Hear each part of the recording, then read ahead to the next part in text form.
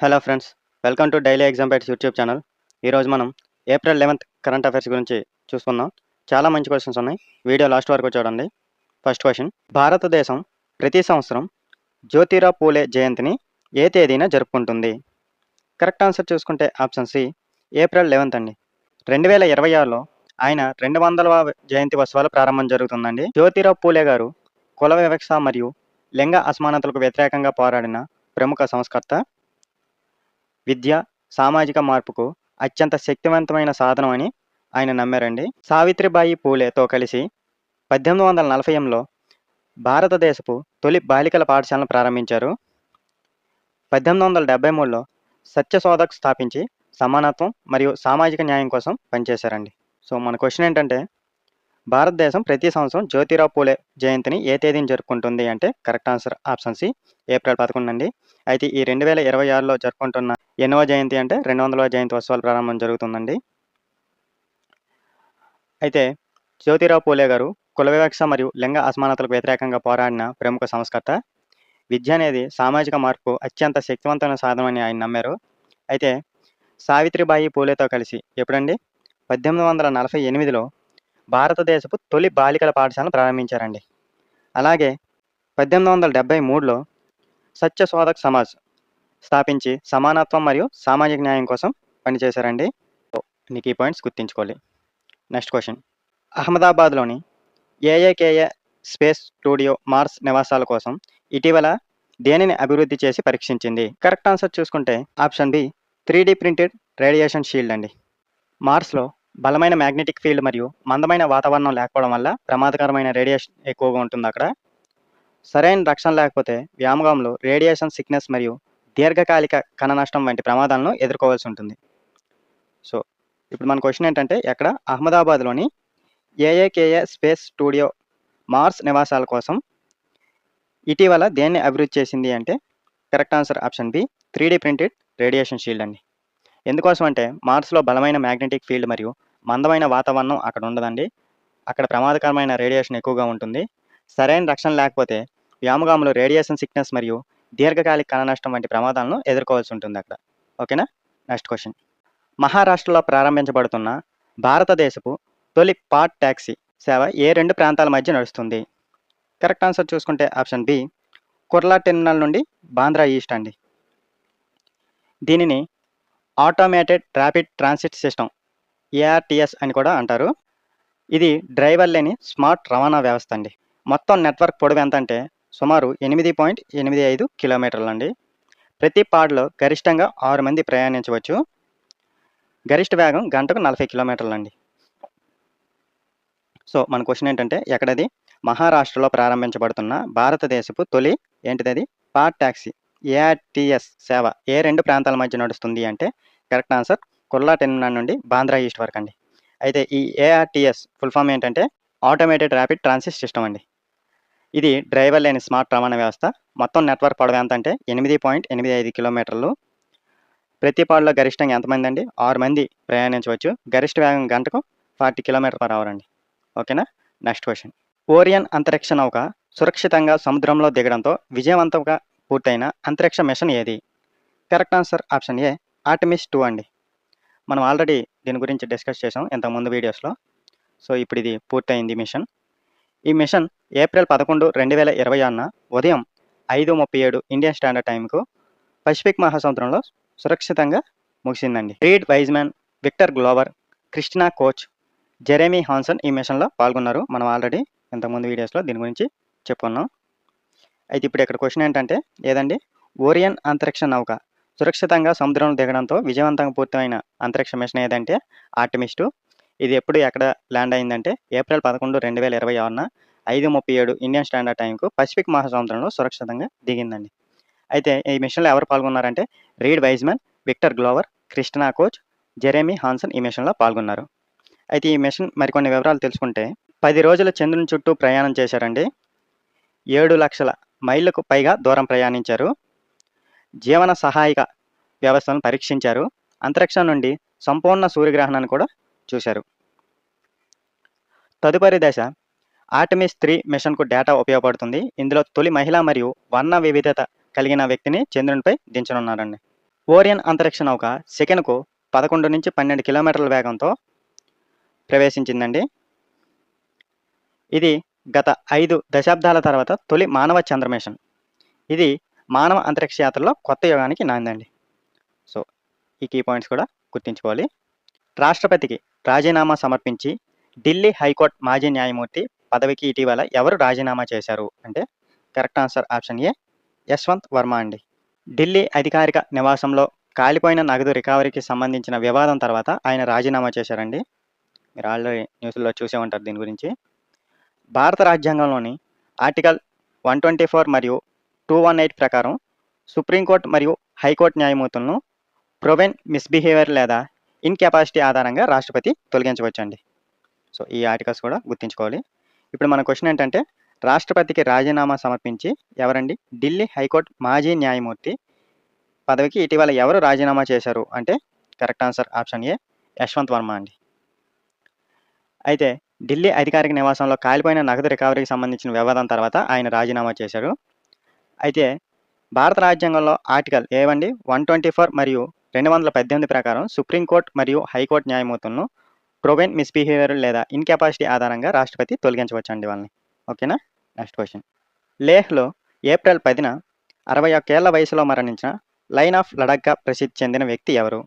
Correct answer option D Sonam Wangchuk అండి. Colonel Wangchuk గారు అత్యంత ప్రతిష్టాత్మకమైన మహావీర్ చక్ర అవార్డు గ్రహీత అండి.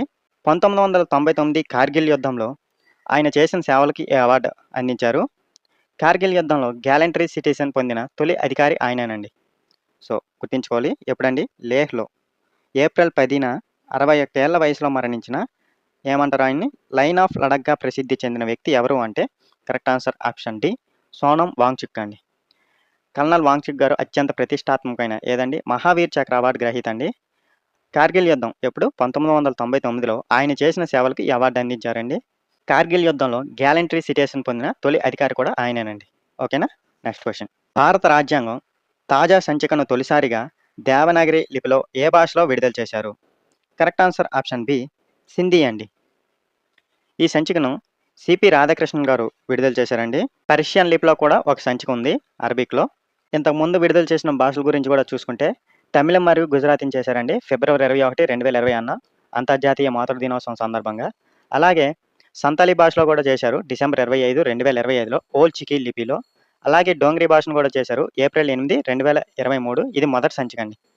సో, ఇవి కూడా గుర్తుంచుకోవాలి. ఇప్పుడు మన క్వశ్చన్ ఏంటంటే భారత రాజ్యాంగం తాజా సంచికను తొలిసారిగా దేవనాగరి లిపిలో ఏ భాషలో విడుదల చేశారు? Correct answer option B Sindhi అండి. ఈ సంచికను ఎవరు విడుదల చేశారంటే ఉపరాష్ట్రపతి సిపి రాధాకృష్ణన్ గారు విడుదల చేశారు. అలాగే పర్షియన్ అరబిక్లో కూడా ఒక సంచిక ఉందండి. అయితే ఇంతకుముందు చేసిన భాషల గురించి కూడా చూసుకుంటే తమిళం మరియు గుజరాతీ ఫిబ్రవరి 21, 2021 చేశారండి అంతర్జాతీయ మాతృ దినోత్సవం సందర్భంగా. సంతాలీ భాషను కూడా ఇంతకుముందు చేశారు డిసెంబర్ 25, 2025 ఓల్డ్ చికీ లిపిలో. అలాగే డోంగ్రీ భాషను కూడా చేశారు ఏప్రిల్ 8, 2023. ఇది మొదటి సంచిక అప్పుడు. ఓకేనా. Next question. ఏప్రిల్ 2026లో జిందాల్ స్టెయిన్లెస్ సంస్థకు తొలి బ్రాండ్ అంబాసిడర్గా ఏ భారతీయ నటుడిని నియమించారు? కరెక్ట్ ఆన్సర్ చూసుకుంటే ఆప్షన్ బి రణ్వీర్ సింగ్ అండి. జిందాల్ స్టెయిన్లెస్ భారతదేశపు అతిపెద్ద స్టెయిన్లెస్ స్టీల్ తయారీ సంస్థ. ఇది కంపెనీ చరిత్రలో తొలి బ్రాండ్ అంబాసిడర్గా నియామకం జరిగింది. ఈ ప్రచారం స్టెయిన్లెస్ స్టీల్ వినియోగాన్ని మౌలిక వసతులు, ఆధునిక వంటగదులు మరియు దేశ నిర్మాణంలో ప్రోత్సహిస్తుందండి. సో, మన క్వశ్చన్ ఏంటంటే ఇప్పుడు ఏప్రిల్ 2026లో ఏది జిందాల్ స్టెయిన్లెస్ సంస్థకు తొలి బ్రాండ్ అంబాసిడర్గా ఏ భారతీయ నటుని నియమించారు అంటే correct answer option B Ranveer Singh అండి. జిందాల్ స్టెయిన్లెస్ తెలుసు కదండి, భారతదేశపు అతిపెద్ద స్టెయిన్లెస్ స్టీల్ తయారీ సంస్థ అండి. ఇది కంపెనీ చరిత్రలో తొలి బ్రాండ్ అంబాసిడర్గా నియామకం చేశారండి. ఈ ప్రచారం స్టెయిన్లెస్ స్టీల్ వినియోగాన్ని మౌలిక వసతులు, ఆధునిక వంటగదులు మరియు భారతదేశ నిర్మాణంలో ప్రోత్సహిస్తుందండి. ఓకేనా. Next question. ఇటీవల 96 ఏళ్ల వయసులో మరణించిన భారతదేశపు అత్యంత వృద్ధ టెస్ట్ క్రికెటర్ ఎవరు? Correct answer option D C గోపీనాథ్ అండి. ఆయన 1952లో ఇంగ్లాండ్పై భారత తొలి టెస్ట్ విజయం సాధించిన జట్టులో చివరిగా జీవించి ఉన్న సభ్యుడండి. ఆయన జాతీయ సెలెక్టర్గా, సెలక్షన్ కమిటీ చైర్మన్గా కూడా పనిచేశారు. 1979లో ఇంగ్లాండ్ టూర్ సమయంలో భారత్ జట్టు మేనేజర్ కూడా ఉన్నారండి. సో, ఇప్పుడు మన క్వశ్చన్ ఏంటంటే 96 ఏళ్ల వయసులో మరణించిన భారతదేశపు అత్యంత వృద్ధ టెస్ట్ క్రికెటర్ ఎవరు అంటే correct answer option D C Gopinath గారు. ఆయన 1952లో ఇంగ్లాండ్పై భారత్ తొలి టెస్ట్ విజయం సాధించిన జట్టులో చివరిగా జీవించమన్న సభ్యుడండి. సో గుర్తుంచుకోవాలి. ఆయన జాతీయ సెలెక్టర్గా, సెలక్షన్ కమిటీ చైర్మన్గా కూడా పనిచేశారు. 1979లో ఇంగ్లాండ్ టూర్ సమయంలో భారత్ జట్టు మేనేజర్ కూడా ఉన్నారండి. ఓకేనా. Next question. 2025-26 ఆర్థిక సంవత్సరంలో 1,00,000 కోట్ల టర్న్ ఓవర్ సాధించిన తొలి భారతీయ ఎఫ్ఎంసీజీ కంపెనీ ఏది? Correct answer option B Amul అండి. ఎఫ్ఎంసీజీ అంటే ఫాస్ట్ మూవింగ్ కన్స్యూమర్ గూడ్స్ అండి, దాని ఫుల్ ఫామ్. అమూల్ భారతదేశంలోని ప్రముఖ డైరీ సహకార బ్రాండ్ అండి, మీకు తెలుసు కదా. 1 ట్రిలియన్ టర్న్ ఓవర్ సాధించడం ద్వారా సుమారు 11% వార్షిక వృద్ధిని నమోదు చేసిందండి. సో గుర్తుంచుకోవాలి. ఏది ఆర్థిక సంవత్సరం అంటే 2025-26 ఆర్థిక సంవత్సరంలో ఎంత? 1,00,000 కోట్ల టర్న్ ఓవర్ సాధించిన తొలి భారతీయ ఎఫ్ఎంసీజీ కంపెనీ ఏది అంటే correct answer option B Amul అండి. ఈ ఎఫ్ఎంసీజీ ఫుల్ ఫామ్ ఏంటంటే ఫాస్ట్ మూవింగ్ కన్స్యూమర్ గూడ్స్ అండి. అయితే అమూల్ కంపెనీ తెలుసు కదండి, భారతదేశంలోని ప్రముఖ డైరీ సహకార బ్రాండ్. అయితే 1 ట్రిలియన్ టర్న్ ఓవర్ సాధించడం ద్వారా సుమారు ఎంత? 11% వార్షిక వృద్ధిని నమోదు చేసిందండి. ఓకేనా. Next question. 9వ ఇండియన్ ఓషన్ కాన్ఫరెన్స్ సందర్భంగా విదేశాంగ మంత్రి డాక్టర్ ఎస్ జయశంకర్ ద్వైపాక్షిక సమావేశాలు ఏ దేశంలో నిర్వహించారు? Correct answer option B Mauritius అండి. ఈ కాన్ఫరెన్స్ ఏప్రిల్ 10 నుండి 12, 2026 పోర్ట్ లూయిస్ నగరంలో జరుగుతున్నాయండి. ఈ సమావేశం థీమ్ ఏంటంటే collective stewardship for Indian ocean governance అండి. సో మన క్వశ్చన్ ఏంటంటే 8వదండి ఇది. 9వ ఇండియన్ ఓషన్ కాన్ఫరెన్స్ సందర్భంగా ఎవరు? విదేశాంగ మంత్రి డాక్టర్ ఎస్ జయశంకర్ ద్వైపాక్షిక సమావేశాలు ఏ దేశంలో నిర్వహించారు అంటే correct answer option B Mauritius అండి. అయితే ఇది ఎప్పుడు జరుగుతుంది అంటే ఏప్రిల్ 10 నుండి 12 మధ్య జరుగుతుందండి. ఎక్కడ అంటే పోర్ట్ లూయిస్ నగరంలో జరుగుతుంది. అయితే ఈ సమావేశం థీమ్ ఏంటంటే collective stewardship for Indian ocean governance అండి. ఓకేనా. Next question. ఇటీవల భారతదేశంలో అతిపెద్ద ఆటోమొబైల్ ఎగుమతి కేంద్రంగా నిలిచిన పోర్ట్ ఏది? కరెక్ట్ ఆన్సర్ చూసుకుంటే ఆప్షన్ ఏ ముండ్రా పోర్ట్ అండి. ఇది ఎక్కడుందంటే గుజరాత్లో ఉందండి. ఒకే నౌకలో 6,008 కార్లను ఎగుమతి చేసి జాతీయ రికార్డు సాధించిందండి. 2025 ఆర్థిక సంవత్సరంలో 2.29 లక్షల వాహనాలను నిర్వహించిందండి. ఇది భారతదేశపు అతిపెద్ద ప్రైవేట్ కమర్షియల్ పోర్ట్ అండి. Adani ports and special economic zone నిర్వహిస్తుందండి దీన్ని. మన క్వశ్చన్ ఏంటంటే ఇటీవల భారతదేశంలో అతిపెద్ద ఆటోమొబైల్ ఎగుమతి కేంద్రంగా నిలిచిన పోర్ట్ ఏది అంటే correct answer option A Mundra port అండి. ఇది ఎక్కడ ఉంది అంటే గుజరాత్లో ఉంది. అయితే ఒకే నౌకలో 6,008 కార్లను ఎగుమతి చేసి జాతీయ రికార్డు సృష్టించిందండి. 2025 ఆర్థిక సంవత్సరంలో 2.29 లక్షల వాహనాలు నిర్వహించిందండి. అయితే ఈ పోర్ట్ని ఎవరు నిర్వహిస్తున్నారు అంటే భారతదేశపు అతిపెద్ద private commercial port Adani ports and special economic zone నిర్వహిస్తుందండి. ఓకేనా. Next question. National safe motherhood డేని ఎవరిని స్మరించుకోవడానికి జరుపుకుంటారు? Correct answer option D Kasturba Gandhi అండి. నేషనల్ సేఫ్ మదర్హుడ్ డే ప్రతి సంవత్సరం ఏప్రిల్ 11న జరుపుకుంటారండి. ఈ దినోత్సవం మాతృ ఆరోగ్యం మరియు సురక్షిత గర్భధారణపై అవగాహన పెంచడం లక్ష్యంగా నిర్వహించబడుతుంది. ఈ సంవత్సరం థీమ్ ఏంటంటే equity in maternal health care, leaving no mother behind. So మన క్వశ్చన్ ఏంటంటే నేషనల్ సేఫ్ మదర్హుడ్ డేను ఎవరిని స్మరించుకోవడానికి జరుపుకుంటారు అంటే correct answer option D Kasturba Gandhi అండి. ఈ నేషనల్ సేఫ్ మదర్హుడ్ డేని ప్రతి సంవత్సరం ఇప్పుడు ఏప్రిల్ 11న జరుపుకుంటారండి. ఈ దినోత్సవం ఎందుకోసం అంటే మాతృ ఆరోగ్యం మరియు సురక్షిత గర్భధారణపై అవగాహన పెంచడం లక్ష్యంగా నిర్వహించబడుతుంది అండి. అయితే ఈ సంవత్సరం థీమ్ ఏంటంటే equity in maternal health care, leaving no mother behind అండి. ఓకేనా. Next question. Quiz of the day అండి. మనం ఆల్రెడీ ఈ క్వశ్చన్ గురించి డిస్కస్ చేసాం. ఆన్సర్ తెలిస్తే కింద కామెంట్లో చెప్పండి. లేహ్లో ఏప్రిల్ 10న 61 ఏళ్ల వయసులో మరణించిన లైన్ ఆఫ్ లడాఖ్గా ప్రసిద్ధి చెందిన వ్యక్తి ఎవరు? కరెక్ట్ ఆన్సర్ని కామెంట్లలో చెప్పండి.